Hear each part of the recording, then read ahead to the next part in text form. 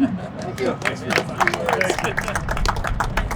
Thanks, Al, for being part of the program. Thanks for, most importantly, what you and fellow union members across the state, across the country have been doing to build America and to make sure that these investments turn into results for everybody. We're proud to be with you today. And I want to thank Mayor Andy Shores. He mentioned we first got to know each other in the community of American mayors back when I was mayor of South Bend, Indiana. And I think in many ways the job has only gotten tougher since I proudly wore the title. But I will say, and I think the mayor will agree, it sure would have been nice back then when I was mayor if there was a bipartisan infrastructure law delivering $1 trillion in investments across American cities like South Bend, Indiana, cities like Lansing, and communities across the Midwest and across the country. That day has come, and as mayors like Mayor Shore look at their vision for a growing economy and a safer community and better transportation systems, that's no longer just ideas on the drawing board. It's turning into reality because the funding is finally here. Likewise, I want to thank my friend Representative Alyssa Slotkin. As she explained so well, none of these projects happen unless there is the funding that Representative Slotkin and others put together and voted for in this bipartisan infrastructure. It's easy to talk now like it would have happened no matter what, so let us remember that during that period of months that she was describing, as she and her House colleagues were reaching across the aisle and engaging with each other, that the political obituary of this legislation was written half a dozen times by Washington commentators. It was far from certain that this infrastructure plan would become a reality. Indeed, the previous administration promised to deliver one and failed. So this isn't something that just happens on its own. It happens when you have the right kind of leadership. We have that kind of leadership in Representative Slotkin, who looks across party lines and across some of those old divisions to just get stuff done. So thanks for everything. And I know we got a lot of state leaders here. I want to recognize Governor Whitmer and her fantastic team. I want to thank Craig Brunner for both the tour and the expert work. I want to thank the Chief Infrastructure Officer for Michigan, Zach. I saw him out here, so there you are. Every time I see the governor, she teases me and just calls me the secretary and fixes damn roads. So we understand what our assignment is back in Washington, to be a partner to the state of Michigan. But I will say our federal dollars go a lot further when you have leaders who understand the importance of infrastructure. And that is exactly what you have here in Michigan. So I've had the privilege of being literally across the entire country. I've visited every one of our 50 states just in the time that I've had this job. And in the last few months, that's really been about visiting active construction. We've been visiting sites from a new rail line going in North Carolina, to a new bridge we're putting in Maine, to a new port facility in Wisconsin. But this is a particularly welcome visit, and not just because it's driving distance from home, and I'll be able to see my kids before bedtime tonight, but because this is something that will really bring safety benefits as well as convenience benefits to so many people in this region.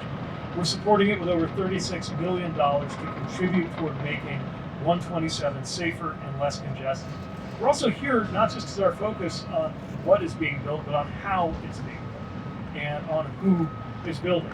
I know LIUNA is here, the operating engineers are here, and I just had the chance to see how they're helping get 127 improved ahead of schedule, which is part of 175,000 miles of roadway we're improving. They may not be here, but UAW workers are going to be benefiting from what we're doing and are benefiting as manufacturing plants are expanding and reopening and retooling, including some major facilities here like the $500 billion support for the Lansing Grand River Assembly plant to make sure they are at the forefront of the EV economy, retaining 650 jobs, creating another 50, and bringing training for workers here too. IBEW, helping install and maintain a growing network of EV chargers, and I should note that the number of EV chargers in America has now doubled to 192,000 ports, twice as many as we had when President Biden took office.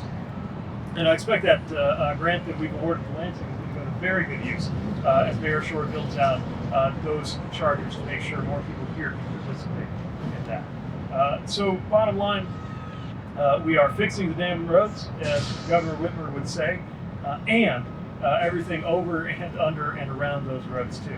and it's creating a lot of good paying jobs while we're at it. I'm thinking about the UA plumbers and pipe fitters, Local 333, building new manufacturing and facilities, airports, clean energy facilities, and now having to build their own facility up because there are so many apprentices joining that they can't fit in the current space. Creating construction jobs to construct a bigger training facility to support people in construction jobs is about as big of a full circle moment as I can imagine. They've gone from 40 apprentices a year to 200 entering these terrific union careers. And it's happening across the country. UA has grown by 21,000 members just since this administration began. And the result of that is that the whole country gets stronger. When more work comes to union households and families, that's putting the industrial back into the industrial Midwest, and it means presents under the tree. It means a new car or truck in the driveway. It means the chance to own a home. And that's the transformation that's happening across this country. For too long, Americans were looking at the state of our infrastructure saying, why can't we have nice things? And the answer was, it was a choice, because the funding just wasn't there. That's what we've changed. With project after project, from six-figure projects to fix a crosswalk or a streetlight somewhere, to projects that will invest hundreds of millions of dollars to save lives, like the one that we're celebrating today. In a few hours, I'm going to be with President Biden, who will make major announcement on expanding and cementing gains in measures like project labor agreements, registered apprenticeships, and more to support union workers, which is a huge difference between those who have just talked the talk and those who have walked the walk, including literally, in the case of President Biden, the first sitting president to walk a picket line in the United States in modern times. So I know Labor Day is a few days ago, but I don't think it's too late to say Happy Labor Day, because it's a labor week, a labor season, and a season of infrastructure in the life of our country. And yeah, I gotta say, I thought the coolest part of this job would be seeing the vehicles and the technology. I got to kick the tires on a 747. That was pretty cool. But really the best part of this job has been moments like I had earlier today with electrical worker apprentices. Because when I'm with the apprentices, I get a chance to see how they are not just transforming our infrastructure, they're transforming their futures. You feel that as they stand up taller, going out, knowing that they will be providing a good income for their families and also providing better infrastructure for our economy. And it's a thrill to be partnering with all of you in order to make that happen. So thanks for the chance to celebrate this great project. No pressure, but I'm looking forward to seeing reports of it being completed on time and on budget, as I know it will, and we're excited about the road ahead.